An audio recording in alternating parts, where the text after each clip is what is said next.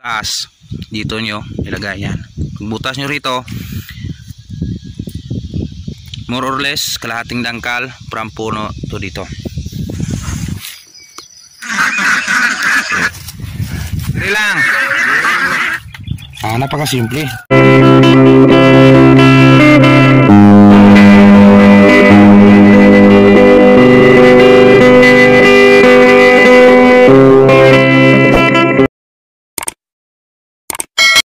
Sakto morning mga kasakto. So kasakto magbigay tayo ng pagkain, pangatlong pagkain ng ating dito sa Iceberg o Litos Ball. Ilan na? So may tagabilang tayo dito. 7 ha? 7 8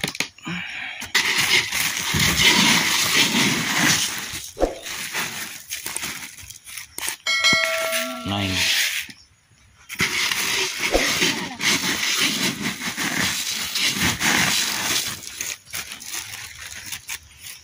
10.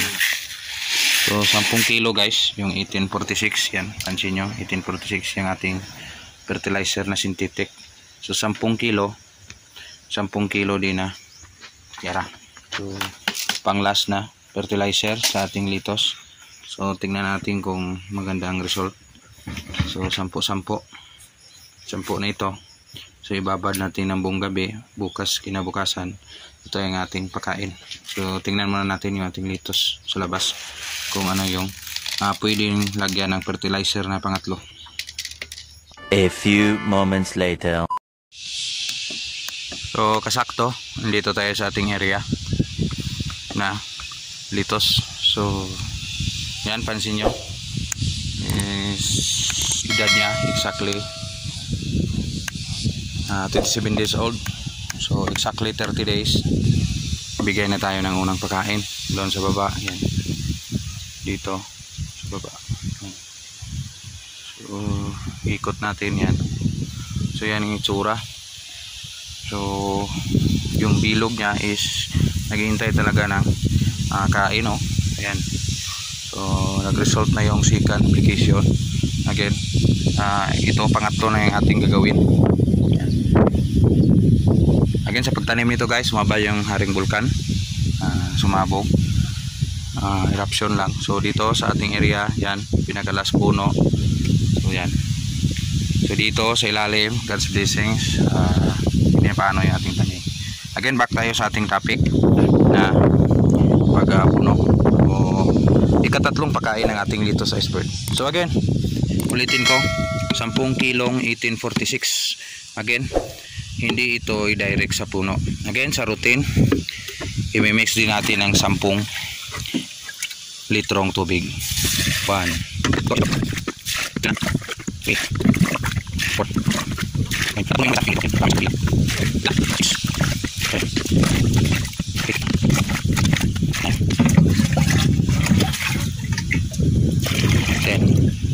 hindi masyado puno, lagyan natin para puno. So yan 10 litrong tubig and then 10 kilong abono. Yan yung ating tunawin. Kinabukasan idilig natin then yung counting natin same pa rin. Isang tinunaw nito sa every 16 liters. Hatiin nyo pa. Ito kasi yung trivia ko guys, kung wala kayong nasa bahay nyo, wala kayong lagyan ng litro, ito 250 ml lalagyan ng Coca-Cola yung sakto.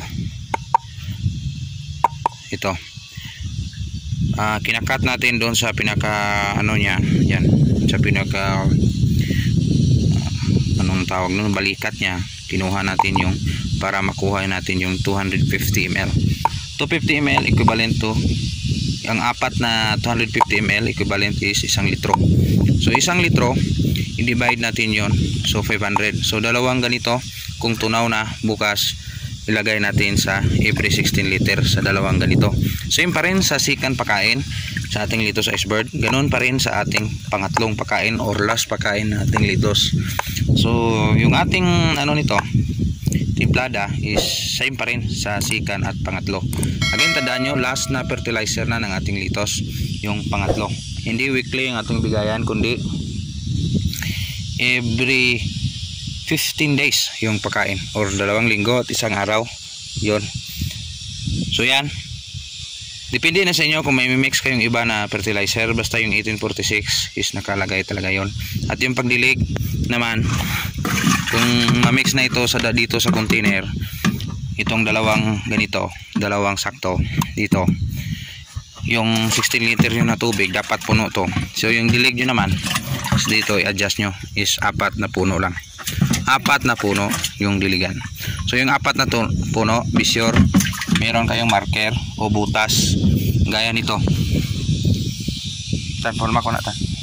Tanforma ko ta. So gaya nito yung ating improvised na kawayan. Same pa rin sa mga routine previous video. Butasan dito sa taas. Yung ating area elevation na ganyan. So pababa. So dapat yung apply niya fertilizer is dito sa taas.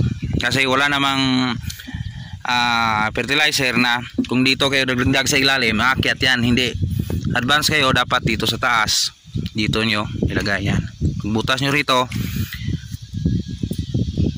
more or less kalahating dangkal from puno to dito.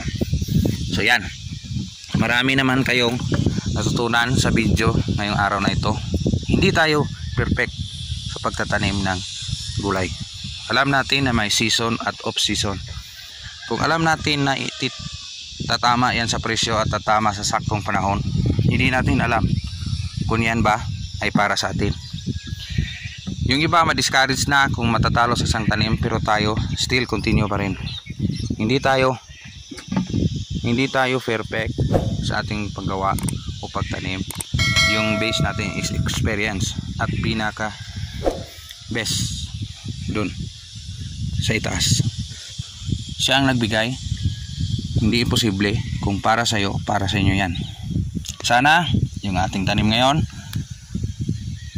titibay pa at titibay, at pagdating ng panahon na siya ay harvestin, still continue pa rin yung kanyang pag-usbong.